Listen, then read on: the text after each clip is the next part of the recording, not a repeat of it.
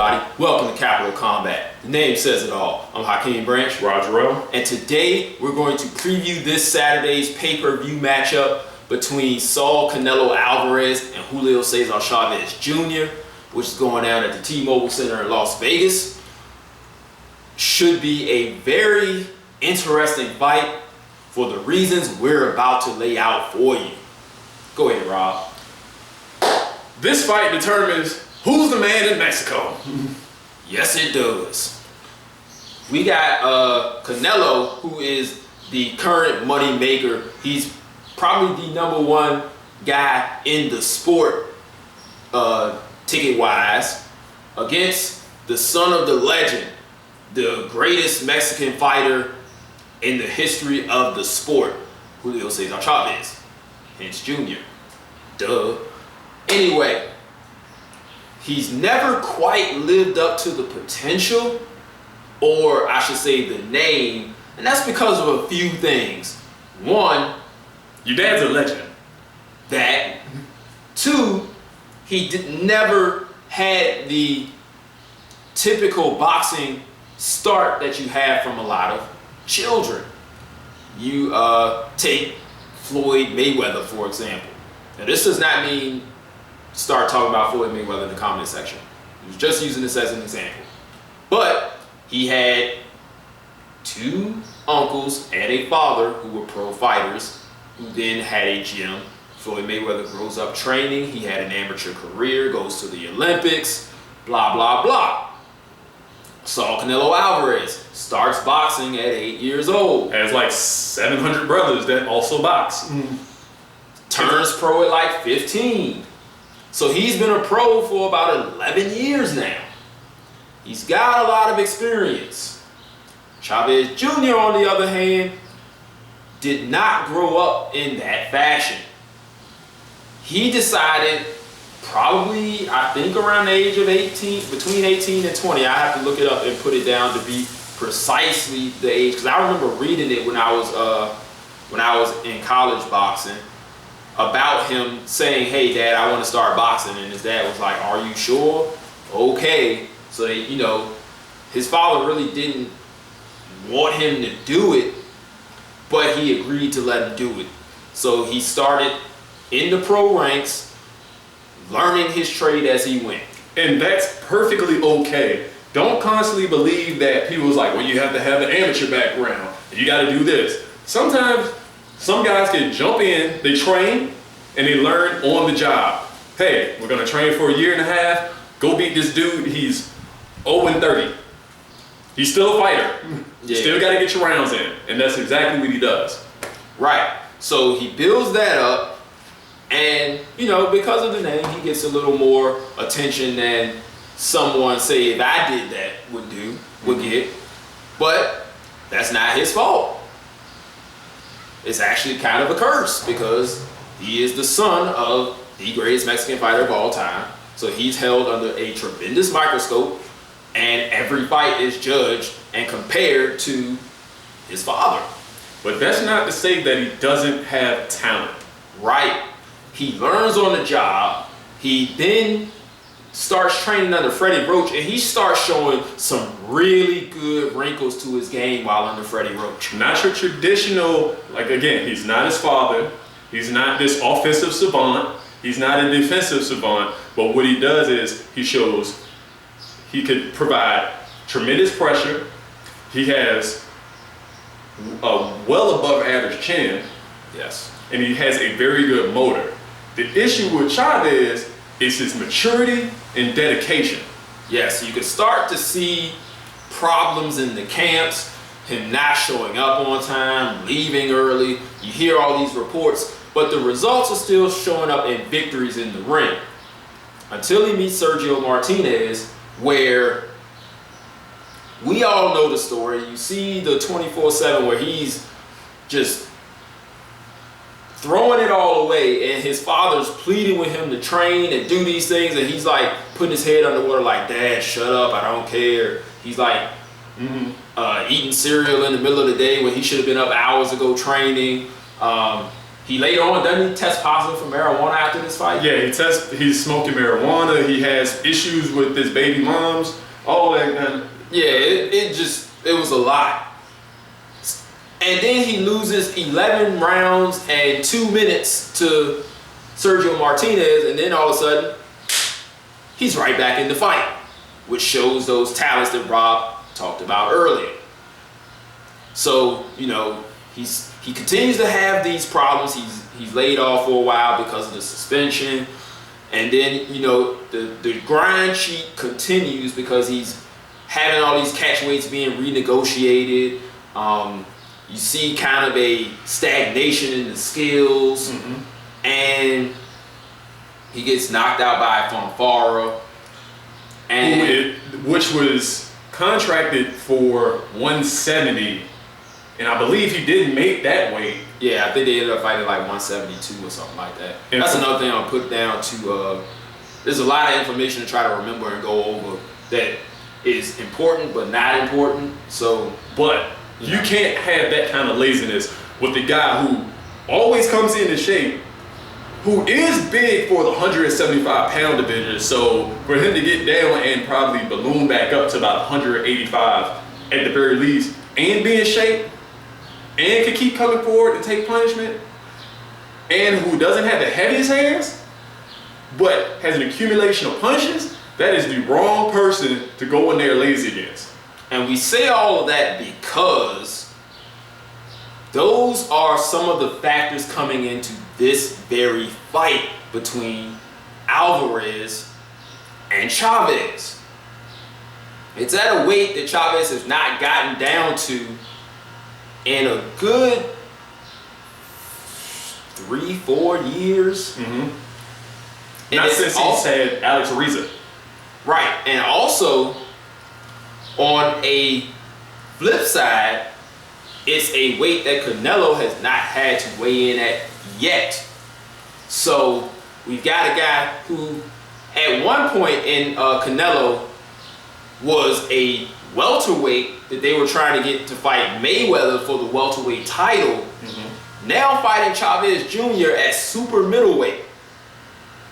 He's never been this big before, has not had to build his body up to this capacity to take on a guy who's much bigger than him, because a lot of the guys he fought were guys coming up who were smaller than him, and he was even in the smaller division.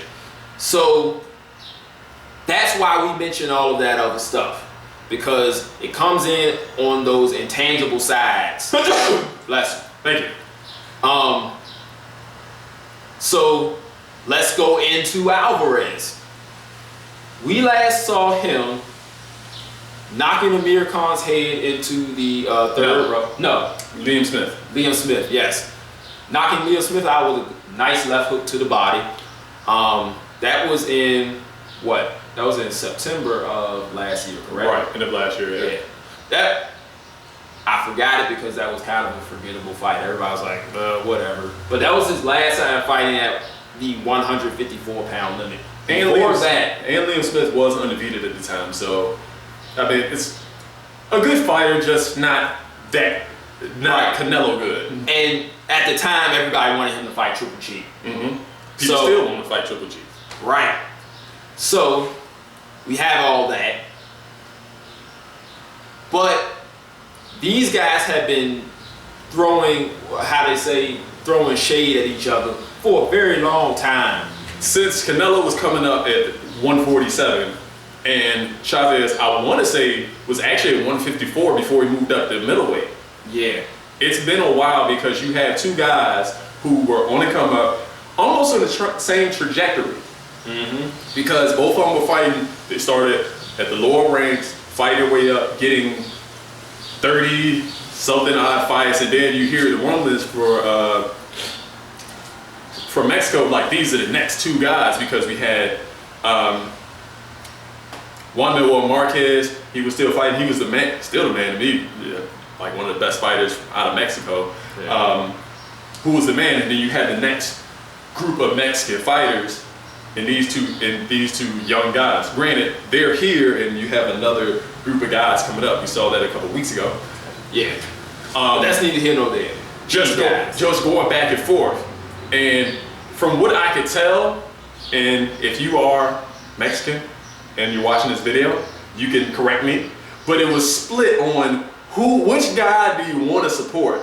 And Canelo just continued to rise much faster while Chavez was slowing down until the Sergio Martinez fight. And then you could see the drop off, and Canelo just seemed to get better and better, and his competition got better and better. Yeah. Not the greatest at times, but he fought credible fighters, champions, ex-champions, whatever. The best in the game at the time. At the 154-pound division.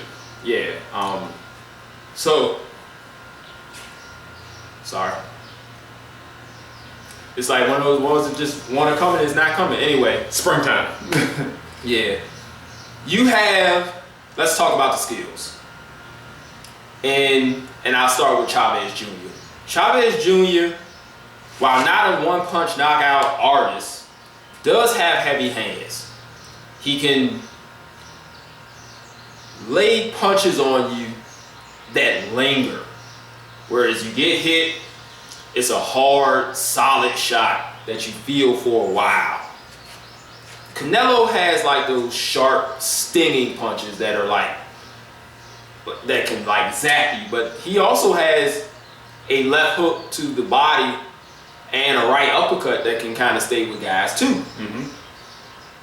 But when Chavez was in, I guess, the peak of his development, he had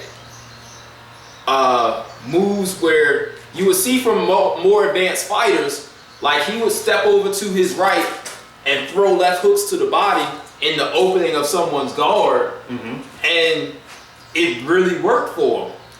You could also see him walking forward, kind of slipping punches, parrying punches to land his own. And now that he's with Nacho Beristain, who is one of the best trainers in the business today. Actually, in history, check out his list of fighters and champions. It is a very long list. Yeah, I think he's probably only second to maybe Emmanuel Stewart as far as number of champions. The guy is good. But I say that to say that he can reinstill those skills into Chavez, and with Memo Heredia, who is a very well-known strength and conditioning coach. Famous and infamous. Yeah, I would say he does have a checkered past, but he seems to have moved on from that past and has had success on the legal route. I'm not going to be one of those guys who continues to crucify somebody for making a mistake when they're showing that they're trying to move forward. If you want to do that, that's totally up to you.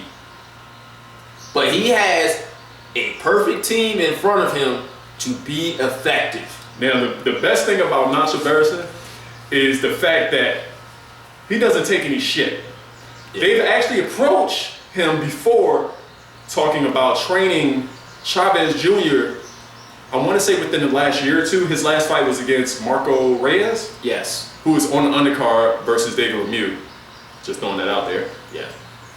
So, in saying that, he's demanding dedication and discipline and maturity from Chavez Jr. And the reports coming out of the camp is he tried to pull that old stuff on him that he's done in the past, and they're not having it, which says a lot because he's with the trainer who's demanding everything. Full concentration, full dedication. He's demanding of it of Chavez Jr. And Chavez Jr. and his father being mature enough to understand was like, oh shit, no one's gonna take my shit this time around, and I really want to win this fight against Chavez Canelo. So I think I'll listen. I think I'll show up on time at 6 a.m. when I have to. I think I'll eat right. If you've seen his pictures, he's on track for weight and looking good. It's a little bit different than the past. Yeah. One thing I see them put into his game is an uppercut. Being that Canelo is a smaller guy and he's shorter, that punch should help out Chavez Jr. should they get into either prolonged exchanges or they start to have that inside clinch game work. And being that Canelo is about 5'8", 5'9"-ish, he's very short, very dense. So he'll come in probably around 180, 175, 180 for this fight. And that Chavez Jr. is around 6'1", who will come in probably about at least 5 pounds heavier than the weight that you mentioned Canelo's coming in at. He might be able to shoot that from the outside, because if you looked at another student of Berenstein's and Juan Marquez, he can shoot that uppercut from long to mid range automatic. And I hope, especially with the lead hand, it's surgical and it works wonders. And then he follows up the right hand behind it. So check that out. Yeah, he can use that same combination against Canelo as he comes in. Now with Canelo, he has very good upper body movement. He also has underrated footwork, which has gotten tremendously better since we've seen him fight Cotto's brother. Yeah, Jose Miguel Cotto till now. So check those fights out. You will see a tremendous difference in his balance and his ability to get in and out. Yes. So he will have to catch Canelo, because Canelo is not really an inside fighter. He likes to work the body, but he's still punching from a range about here. He will dig the body like that. He's not in here digging like this. So Chavez will have to work that uppercut from range, because Canelo also can come out and he will move around and shift his body. So he's going to have to time him and catch him from the outside when he's trying to duck like so. Canelo also has faster hands. Much faster. He is much more explosive with his hand speed. Yes. Punches in combination better. And so all of the skills are in Canelo's corner. The only real shot that I can give Chavez is the weight and the question marks on it regarding both of them. Because if he comes in, excuse me, daggone pollen, sorry. He comes in shape, he's going to be heavier, should be stronger, and that could play to his advantage. Now, skill-wise, with Canelo, I think he has the skills to render that ineffective, but then the weight issue comes in to where he's not used to carrying that much muscle that he will have to put on to get up to, well, to maintain that 164 range, because he comes down from probably 175 or so to fight at 154, 155, which was, his highest weight was what did he weigh in for Cotto? Was it 158 or 9 or something like that? Something like that. But yeah, that had been his highest weight to that point. Then he went back down to 155, fought a lot of weights there, 154. For Liam Smith. Right. So to be 10.5 pounds more than that, we don't know how his body's going to respond. So that's the only real question mark. Everything else I would say goes in Canelo's favor. And that's what makes that fight interesting. It's also interesting to see how he's going to look at this weight using those skills, because he says this is a one-time thing, and from this point on he's fighting at middleweight. And you guys know what that means. The guy we mentioned earlier in the video, who is the middleweight champion, we get to see how he would look against him, or we get a better look to make that prediction of how he would look against him. So I don't have anything else. Do you? I think this goes 12 rounds. I cannot see either guy knocking each other out. Maybe down, but they've both shown tremendous chin. It took a guy like Fafara to beat an out of shape, undisciplined Chavez Jr. This is probably going to be the best Chavez Jr. that we've seen in years. who has shown a sturdy chin. Maybe ever. But he's going to have to go through hell because he is not hard to hit. He is a big target. Yeah. And being in shape will help him because his legs will be there. He'll be able to take that fire. Having more weight on him, he'll be able to weather the storm. So, he'll be able to weather the storm. So he could keep coming forward, probably try his best to burn Canelo's arms and his legs out. So at this point, what can he do? He can keep getting closer and closer, start landing those body shots, maybe the jab and the uppercut off the jab or the lead uppercut once Canelo starts getting tired. At that point, I think Canelo wins at best 8 rounds to 4 because there are going to be times in the second half of the fight where Chavez is just you're going to see him start to come on and start to catch Canelo because while Canelo has good head, upper body movement, he's also still not that hard to hit. Yeah. So look out for that, and then you'll catch our recap. So thanks for watching, guys. Hit the like button. Let us know your thoughts. Hit the bell button in the corner to subscribe. Hit us up on our social media platforms. All those links are below. And we'll see you guys in the recap. Until then, fight on. This is round 1 and you've already lost. They don't seem to see that everything we've done is coming and cost. My fists are on fire, I perform till I perspire. My demons are in a rage, keep thinking that it's a game. I kick rhyme, hurricane, I told them I don't play, I'm liquid. Black Street Fighter.